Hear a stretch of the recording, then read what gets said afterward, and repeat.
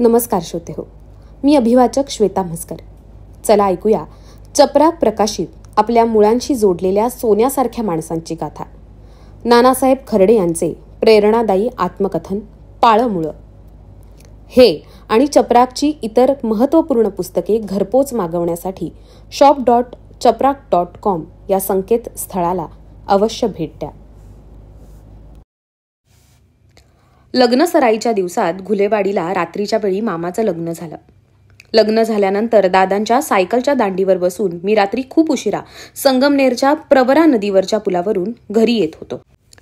पुलावरील विद्युत ट्यूबांच्या पांढऱ्या फेक प्रकाशाचा चांदवा अमृतवाहिनी प्रवरेच्या पाण्याबरोबर वाहत चालला होता.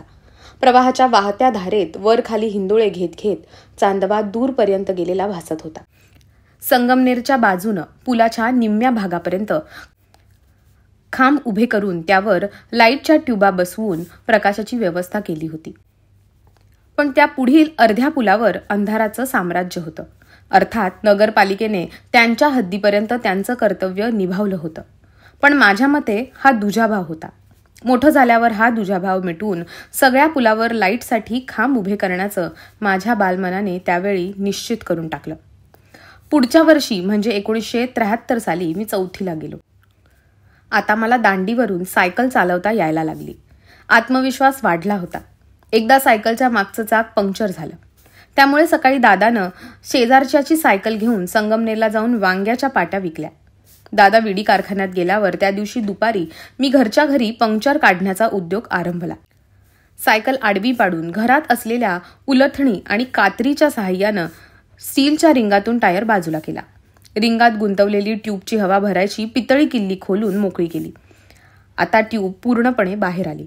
घरात पंक्चर काढण्यासाठी लागणारी सुलोचनची ट्यूब म्हणजे सॉल्युशनला सारे सुलोचन म्हणत.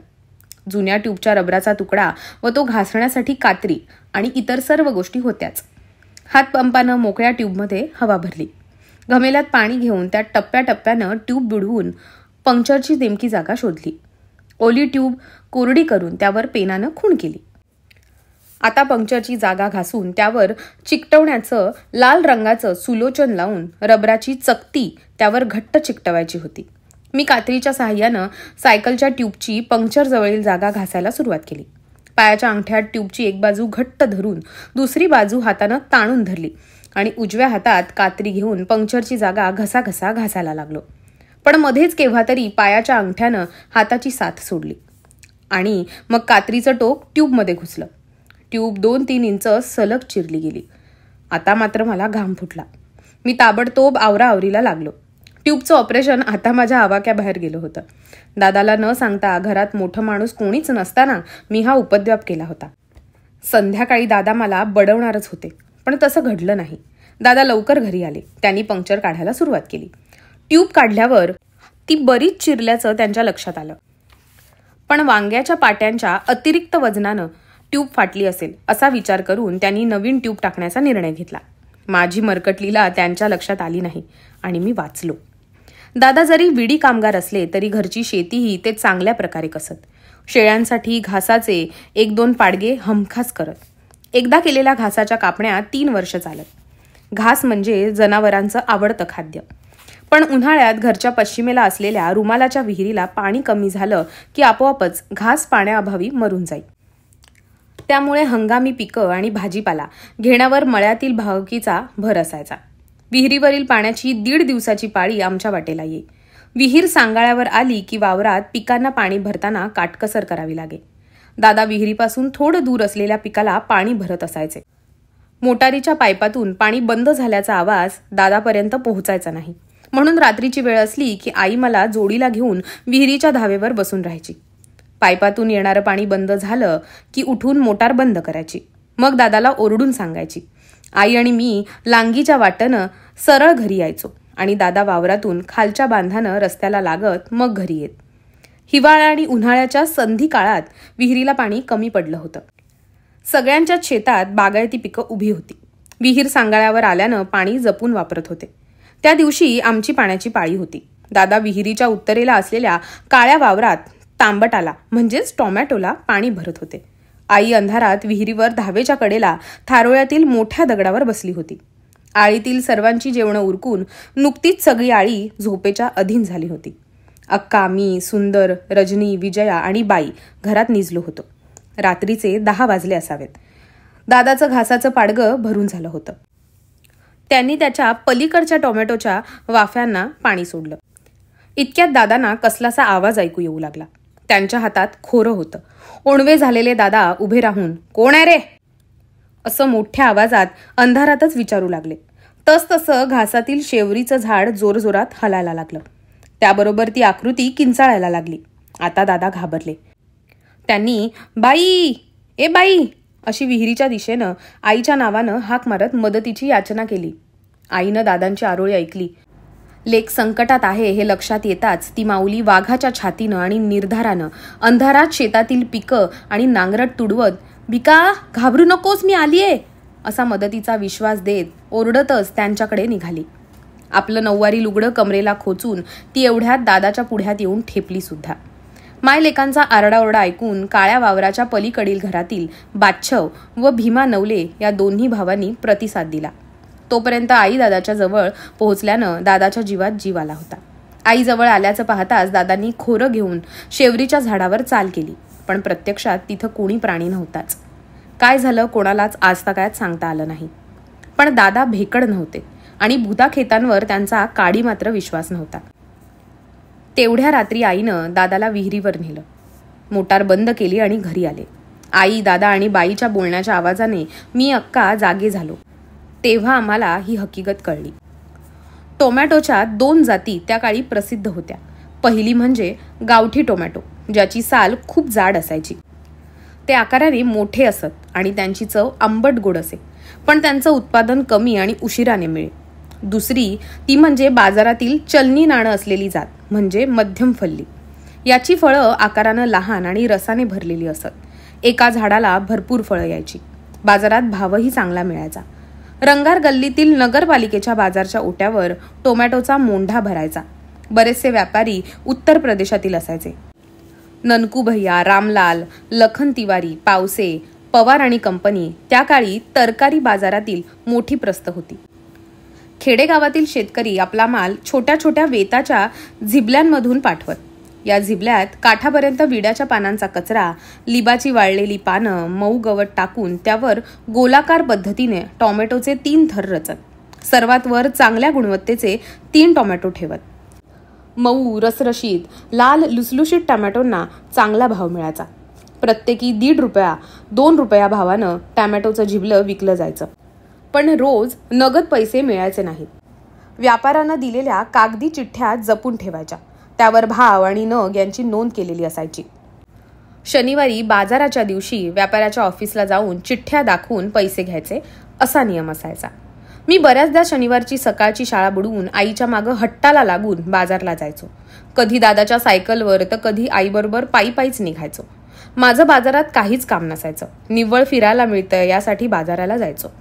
बाजारात गेल्यावर नेहरू चौकात पाटीतील माळवं विकत असतानाच दादाला तिथं बसून आई दुपारी बाजरीच्या भाकरीचं पेंडकं घेऊन अशोक स्तंभाच्या दक्षिणेकडील रामचंद्र तुकाराम गरुडकर यांच्या संत तुकाराम हॉटेलात जाई. तिथं मधल्या बोळात शेजारच्या खेडेगावातून बाजाराला आलेले अनेक स्त्री पुरुष आपापली शिदोरी घेऊन भुईवर जेवायला बसलेली असत. जागा ओली असायची, पण सगळेजण ओल्या जागेवरच 2 पायांवर उकिडवे बसून जेवत. हॉटेलातून मटकीच्या उसळीबरोबर नुसत्याशा रश्श्याच्या जोडीनं ही मंडळी घरून आणलेली भाकरी, लसणाची चटणी यांच्यासह दुपारचं पोट भरायची. मिसळ, बटाटे वडा, पुरी भाजी घेण्या इतकीही त्यांची ऐपत नसायची. मुळात हॉटेलात जाऊन जेवायचं ही कल्पनाच कोणाला मंजूर नव्हती. हॉटेल खूप अस्वच्छ होतं. एका मोठ्या लोखंडी पिपात पिण्याचं पाणी भरून ठेवलेलं होतं. हॉटेलातील पोऱ्या हाताच्या 5 बोटांमध्ये काचेचे 5 ग्लास अडकवून ते एकाच वेळी पिपातून भरून घ्यायचा. त्याचं ते कसं बघण्यासारखं होतं. अस्वच्छ पाणी अस्वच्छ हातांनीच गिरायकांना पाजलं जाई, पण त्याचं कोणालाच काही वाटायचं नाही. हॉटेलचा मालक सुहास्य वदनानं सगळ्या खेडूतांना अन्नदानाचं कर्म करीत राही. बरेचदा बाजाराला आलेल्या सासूरवाशिणी निव्वळ पाणी पिण्यासाठी हॉटेलचा आसरा घेत, पण गल्ल्यावरचा मालक कधी कोणाला हिडीस करायचा नाही. वाढलेल्या कुटुंबाच्या पोषणाचा ताण आता आई दादावर पडत होता. त्याचा परिणाम त्यांच्या दैनंदिन वागण्यावर दिसू लागला. घरात सारखे वाद व्हायला लागले. क्षुल्लक कारणही भांडणाला पुरे. मूळ दुखणे मात्र आर्थिक विवंचना हेच होते. दादा व आई खूप काम करायचे. दादा विडी कारखान्यातील काम सांभाळून पहाटे उठून शेतात राबत. शिवाय संध्याकाळी घरी आल्यानंतरही शेतात काम करायचे. सकाळी सकाळी भाजीपाला घेऊन संगमनेरला मार्केटमध्ये जाऊन विकायचे. तिथून घाईघाईनं सायकल दामटीतच घरी यायचे. घरी विड्यांची भिजवलेली पानं त्यांची वाट पाहतच असायची. आल्या आल्या कात्री घेऊन कचा 1,500 पानं कापून त्याची थप्पी मारत. मग कसे बसे 2 घास पोटात ढकलून गावातल्या विडी कारखान्याकडे निघत. दादा कष्टाळू आणि गुणी कामगार होते. ते चपळ आणि चलाखही होते. विडी वळण्यात ते तरबेज होते. त्यांनी वळलेल्या विड्यांमधून कारकुनाला ठरवूनही छाट विडी काढता यायची नाही. रोज 2,000 विडी वळणाऱ्या मोजक्या कामगारांमध्ये त्यांची गणना होई. शुक्रवारी मिळणाऱ्या आठवड्याच्या खर्चीत सगळ्यात जास्त पैसे दादांना मिळत. पण त्यांच्या मागे असणारा कुटुंबाचा डोलारा इतका मोठा होता की कितीही कमवलं तरी कमीच पडायचं. पसरवलेल्या हंतरुणापेक्षा पाय लांब झाले होते. एखादी व्यक्ती इतकं अविरत आणि न थकता काम कसं करू शकते याचं मला आजही आश्चर्य वाटतं. या घामानं मिळवलेल्या कमाईची अवस्था शेळीच्या शेपटासारखी झाली होती. माशाही हकलवता येत नव्हत्या आणि लाजही राखता येत नव्हती. असं असलं तरी दादा लाचार मात्र नव्हते. स्वाभिमान आणि सत्वाला ते धक्का लागू देत नव्हते. खोटेपणा, लबाडी, विश्वासघातकीपणा या गोष्टींपासून ते कोसो दूर होते. त्यांची विचारसरणी तर्कनिष्ठ, व्यवहारी होती. ते सहजासहजी आंधळेपणानं एखाद्यावर विश्वास ठेवायचे नाहीत. त्या काळातील कम्युनिस्ट विचारसरणीशी सुसंगत त्यांचे विचार आणि वागणं होतं. मात्र ते शीघ्रकोपी होते. तामसी आणि तापट होते.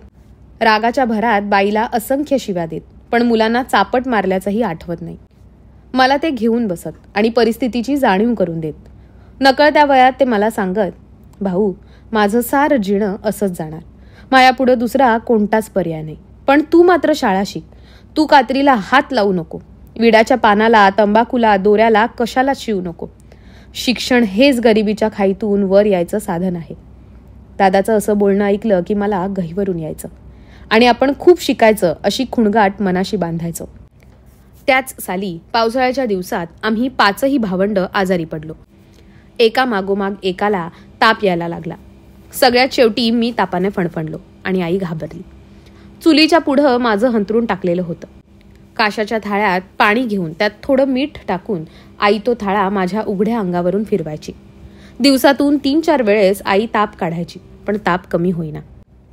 मग दादानं 3ऱ्या दिवशी आम्हाला दवाखान्यात नेण्यासाठी खालच्या आळीतील कारभारी खर्डे यांची बैलगाडी पैसे कबूल करून ठरवली.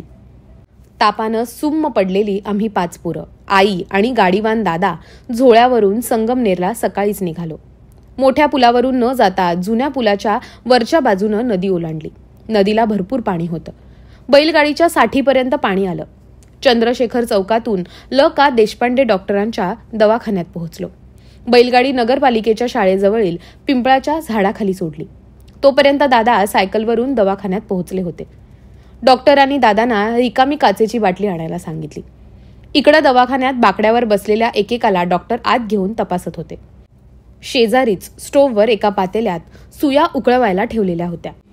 त्यातील सुई चिमट्यानं पकडून डॉक्टरांनी प्रत्येकाच्या ढुंगणावर इंजेक्शन दिलं. आम्ही सगळ्यांनीच भोकाड पसरलं होतं. एवढ्यात दादा आले. डॉक्टरांनी एकाच बाटलीत त्यांच्याकडील पातळ औषध भरून दिलं. औषधाच्या काही वेगळ्या पुड्याही दिल्या. बहुधा सर्वांना एकच आजार झालेला असावा. यथावकाश आम्ही घरी पोहोचलो. उदंड लेकरांमुळे दादाचं रोजचं जीणं हलाखीचं झालं होतं. पण पोटच्या गोळ्यांना मरू द्यायला दादा तयार नव्हते.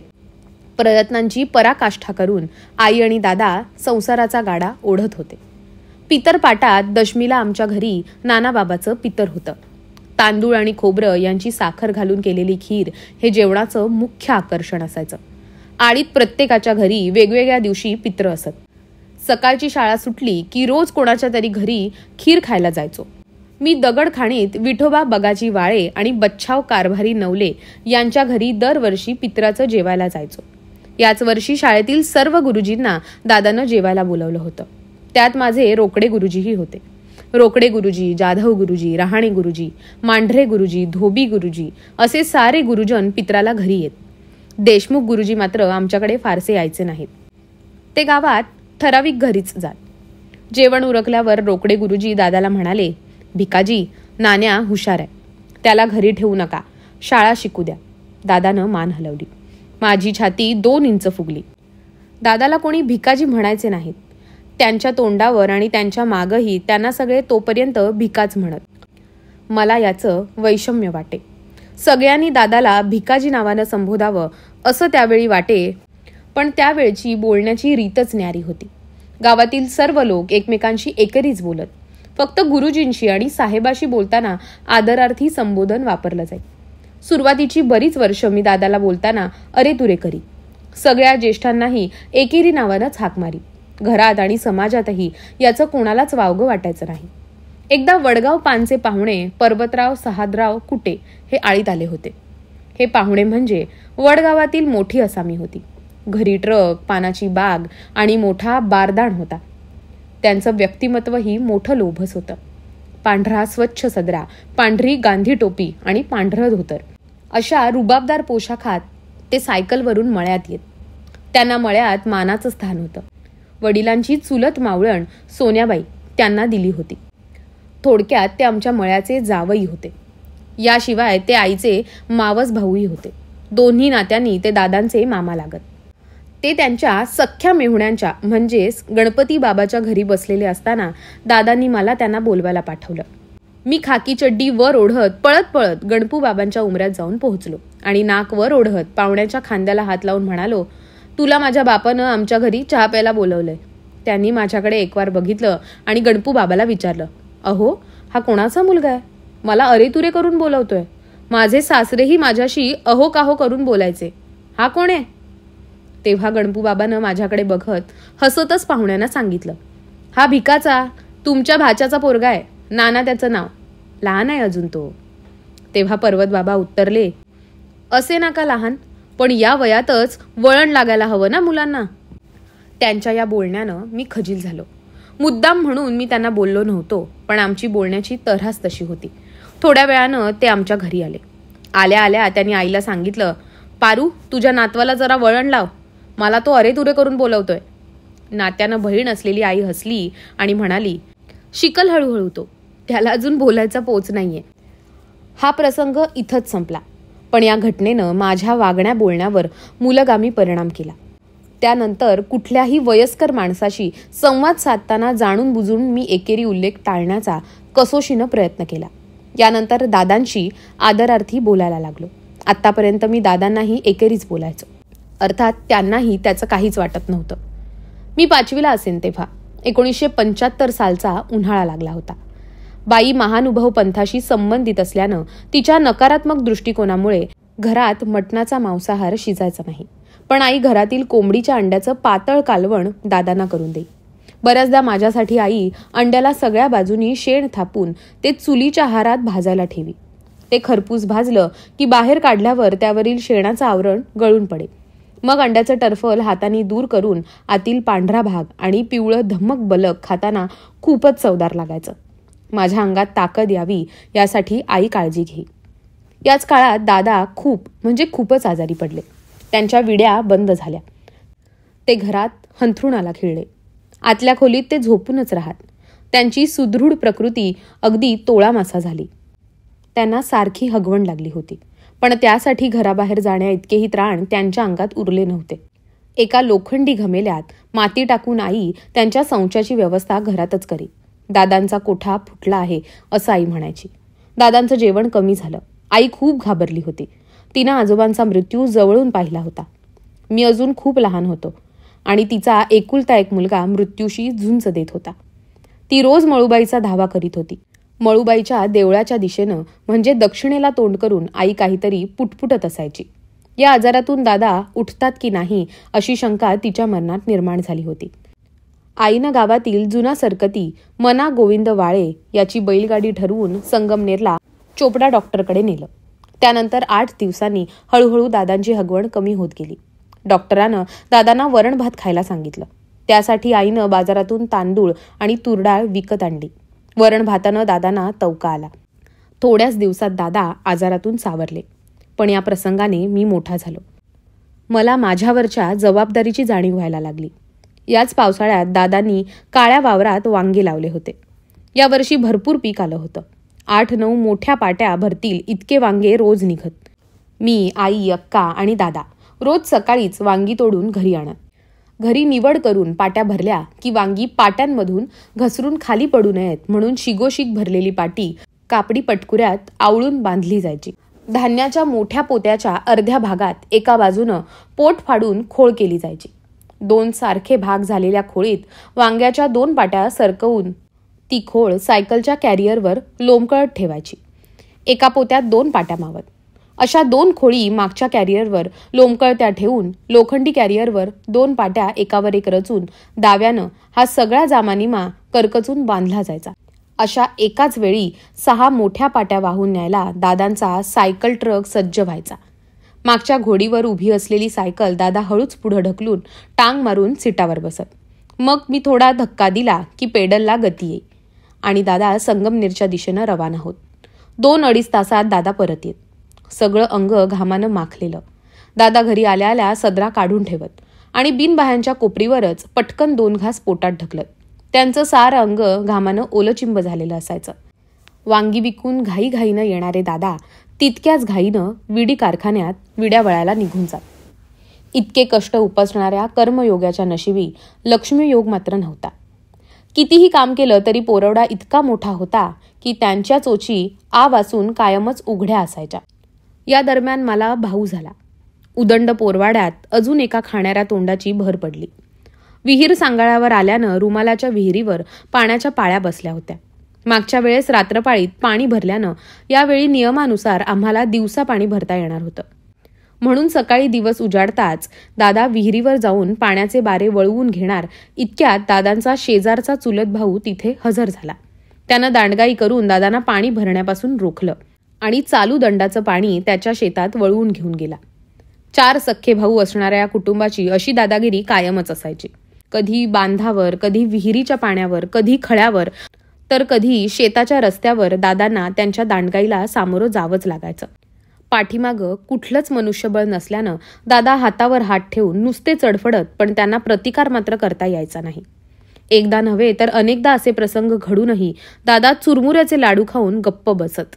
एवढंच नव्हे तर टोकाचा विरोध नको म्हणून आई त्यांच्याच वळचणीला जाऊन बसे. तिला दिवस कंठायचे असत. विहिरीवर घडलेल्या प्रसंगानंतर दादा खाली मान घालून गपगुमान घरी आले. आईला सगळं सांगितलं. तेव्हा ती शहाणी वृद्धा एवढंच म्हणाली, भिका शांत हो, हेही दिवस जातील. देवानं आता तुझ्याही घरात 2 बळीराम दिलेत. ही घटना घडल्यानंतर 3ऱ्याच दिवशी बाजाराचा दिवस शनिवार उगवला. विहिरीवरील पाण्याची पाळी असल्यानं दादा बाजाराला आले नाहीत. शनिवारी सकाळच्या शाळेतून घरी आल्यावर आईबरोबर बाजारला जायला मी पण तैवारलो. आई आणि मी धोंडीबाबाच्या बैलगाडीत बसून बाजारला निघालो.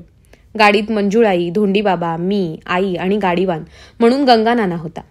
2 दिवसापूर्वी दादाचं हक्काचं पाणी दांडगाईने वळवून घेणाऱ्या आईच्या थोरल्या भायाच्या गाडीतच आम्ही आज बाजारला चाललो होतो.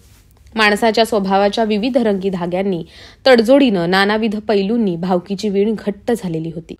म्हणूनच 2 दिवसाआधीचा प्रसंग विस्मरणात ढकलून आजी धोंडीबाबाच्या बैलगाडीत बसली होती.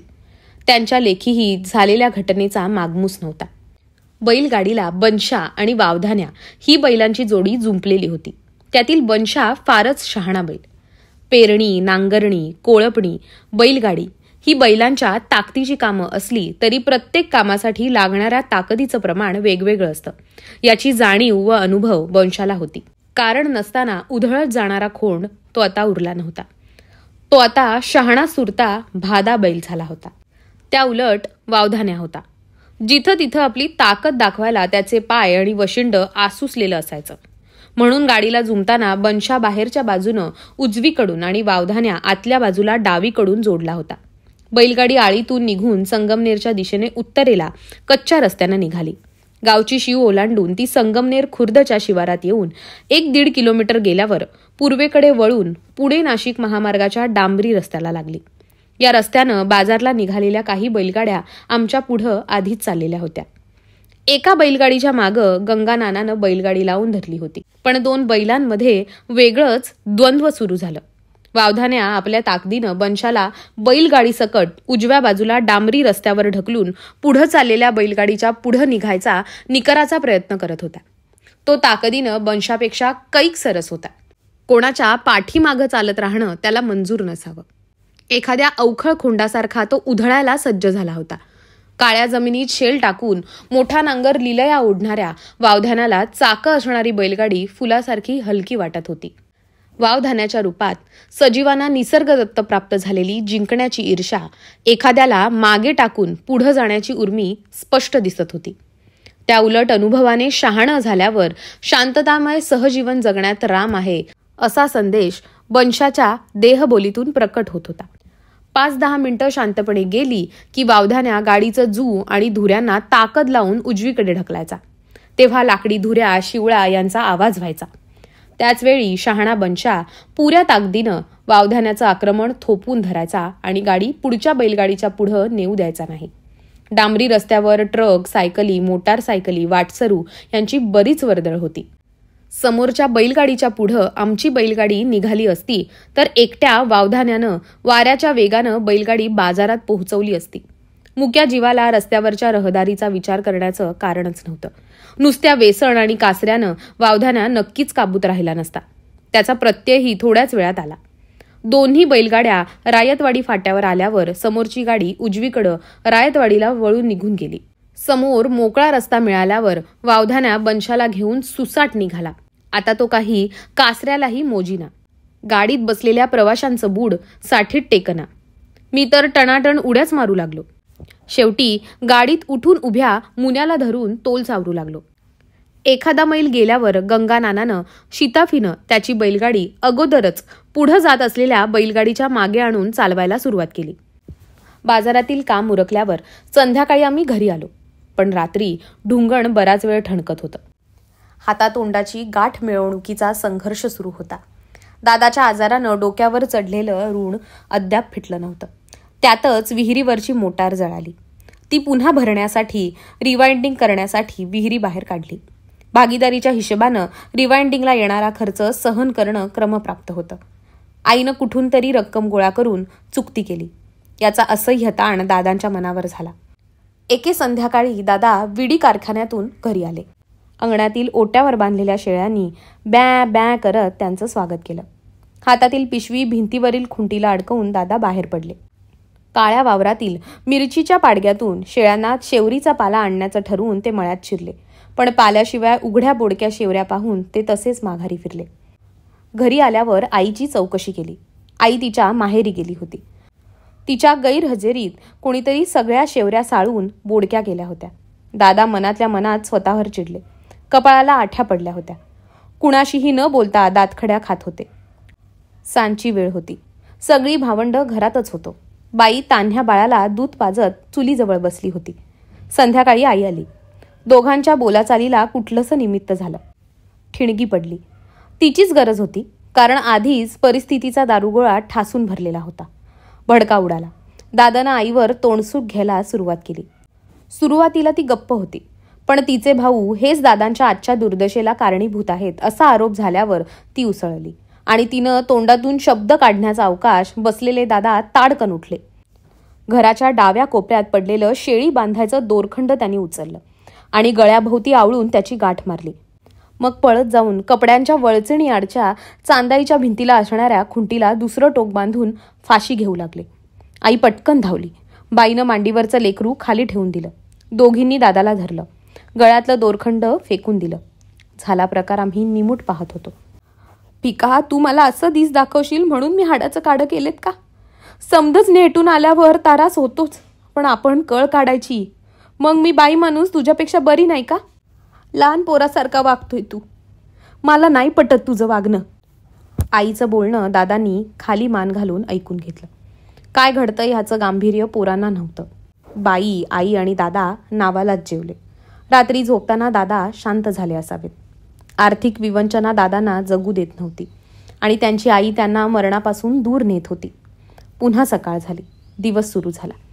रविवारी सुट्टीच्या दिवशी घरात एकटा असताना मी दादांनी केलेल्या प्रकाराची पुनरावृत्ती केली.